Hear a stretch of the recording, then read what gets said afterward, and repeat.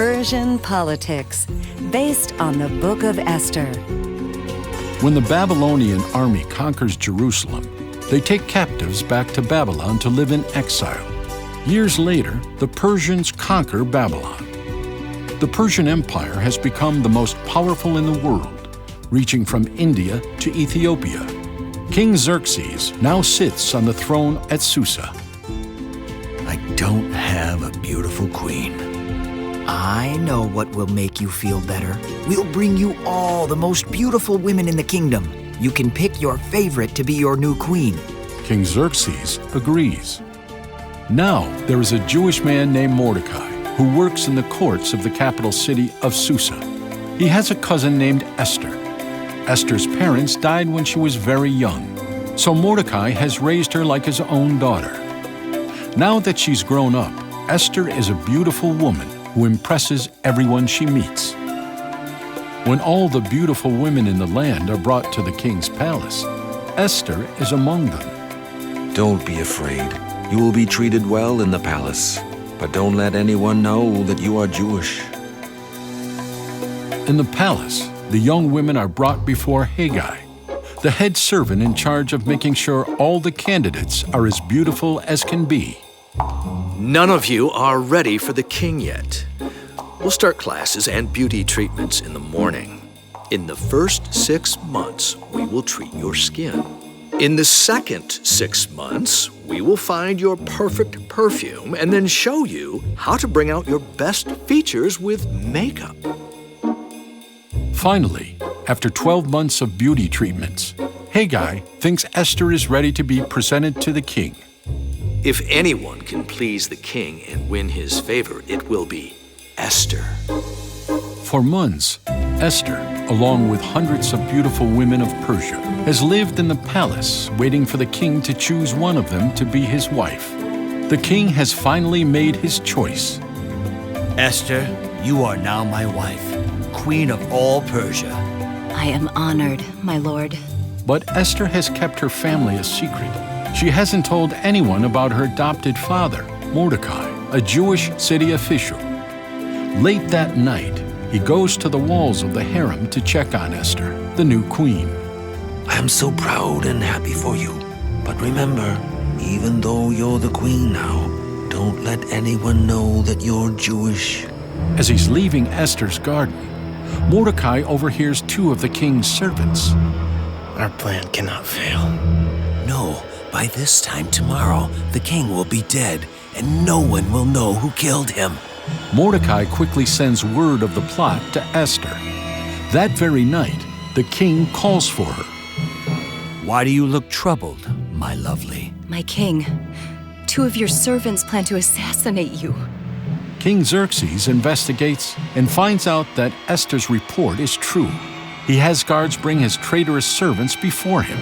The men are sentenced to death for plotting to kill the king. Now, my charming queen, how did you know about this plot? Mordecai, one of your court officials, told me. He overheard Bigthana and Teresh talking. You hear that? Mordecai saved my life. You, scribe, write that down in the official book of records because I don't want to forget it. I should reward him somehow. Soon after this, the king needs to promote someone to be the new prime minister. He chooses Haman. Haman is very proud and enjoys having people in the city court bow before him. But Mordecai refuses to bow when Haman walks by. Angered because Mordecai will not bow before him, Haman prepares his revenge. But first, he must trick his king. My king, there's a race of people in your kingdom who do not obey you. For your safety, they should be destroyed. Give me permission to make a law that will get rid of them in Persia. I'm glad you brought this to my attention, Haman. Do what you need to do to protect me. Use my ring to seal the new law. Then everyone will know that your law is my law. When Mordecai hears the orders, he dresses in sackcloth and pours ashes over his head to show his grief. Then he visits Esther, who he hopes will be able to do something. What are you doing here in sackcloth? Don't you know it's against the law to show mourning in the king's palace? You could be killed. I am to be killed anyway, along with all of our people. What? Why? The king has passed a new law, ordering that all Jews are to be killed. It must be Haman's doing. His people have hated our people ever since the time of King Saul. You must go to the king and ask him to spare the Jews. I should go see the king. If I go to King Xerxes uninvited, I face the death penalty. If you don't go, your whole people face the death penalty. Who knows? Maybe you have been put into this royal position for a time just like this. Today you must be more than a queen. You must be a Jew. And to save us, you must be more than a Jew. You must be a queen. Go. Gather all the Jews in the city. Fast and pray for me. Don't eat or drink for 3 days. I will do the same. After 3 days, I will go to the king uninvited, and if I perish, I perish. Esther, I didn't invite her to come before me. But as Xerxes looks at his beautiful new queen, he decides he doesn't mind the intrusion. He holds out his scepter to show his forgiveness. What is it, my queen? What is your request? Even if you wanted half of my kingdom, I would give it to you. I request that you and Haman come to a private party, just the 3 of us. A party with you? Absolutely. Find Haman now. Esther entertains the king and Haman in her own private garden, but she still doesn't tell Xerxes her real request. Instead, she invites him and Haman to come to another party tomorrow. Then she promises she'll tell him her true request. The king accepts, and so does Haman, who is overjoyed to be included. Haman enters the court to request Mordecai's hanging. Ah, Haman. You're just the person I need to see. If I wanted to honor you for pleasing me, what would you prefer I do? Oh, well, I'd want to wear one of your robes and ride your horse. Then have one of your nobles lead me through the city, telling everyone, the king respects this man. I knew you'd have a great suggestion. Get the robe and get the horse. Do exactly what you said for that Jew Mordecai who works at my gates. Mordecai, but Yes, sire. Angry and humiliated, Haman is forced to perform for his enemy, Mordecai, the ceremony that he planned for himself. The king respects this man. When he is finished, he barely has time to make it to the palace for dinner with Esther and the king. He arrives in a foul mood. As delightful as these parties are, my queen, you must have had a different reason to seek me out. I promise to give you anything you ask for.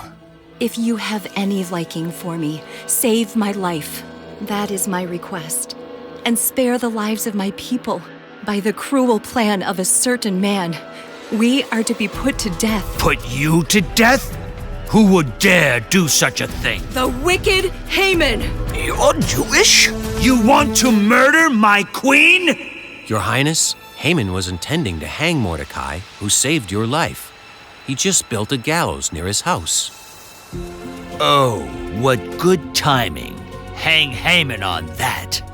Take him away! No! You shall have Haman's wealth because of the suffering he has caused you. My relative Mordecai has suffered too. Mordecai is related to you? Then he has done me 2 favors. I'll put him in Haman's place, second in power in all of my kingdom. But Esther knows this is not enough.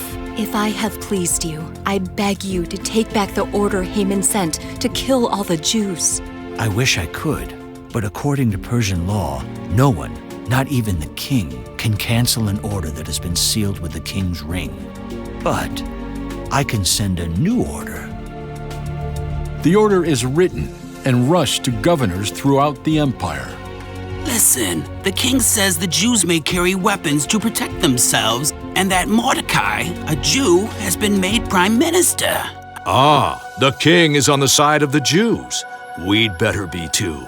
On the 13th day of the 12th month, the Jews throughout the Persian Empire gathered together to defend themselves. With the help of the king's governors, they are successful.